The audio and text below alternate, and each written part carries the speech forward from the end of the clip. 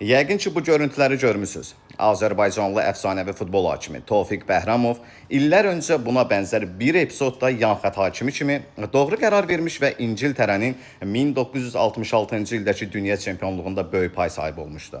Hadisənin üzərindən nə az, nə çox, düz 60 il keçsə də, ötən gün buna bənzər epizod ölkə çempionatında da yaşandı. Turan Tovuzun Şamaxının qapısına vurduğu zərbədən sonra topun qapı xəttini keçib-keçmədiyi ilə bağlı mübahisəli vəziyyət yarandı. Bəli, fərz edək ki, epizodu meydandakı hakimlər dəqiq görə bilmədilər.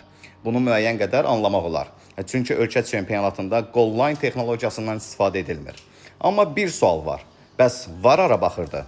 Tofiq Bəhramovun 60 il əvvəl bir baxışla verdiyi qərarı bu gün texnologiyanın köməyi ilə müəyyənləşdirmək niyə mümkün olmadı? Əsl məsələ də elə budur. Çünki oyunun nəticəsi sadəcə rəqəmlərdən ibarət deyil. O iki hal bəzən mövsümün sonunda turnir cədvəlində Avrokubok deməkdir, bəzən medal deməkdir, bəzən isə mövsümün taleyi deməkdir. İndi isə daha bir sual ortaya çıxır. Maçdan sonra istənilən qərar verilsə belə, Turan Tovuzun itirdiyi çıxalı kim geri qaytaracaq? Heç kim.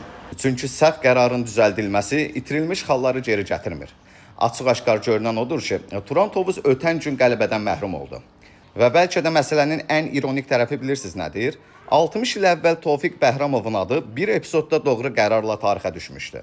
60 il sonra isə onun adını xatırladan oxşar bir epizodda texnologiya olan yerdə doğru qərarın niyə verilmədiyi müzakirə edirik. 60 il dəyişdi, futbol dəyişdi, texnologiya dəyişdi. Bəs qərar vermək niyə bu qədər çətinləşdi?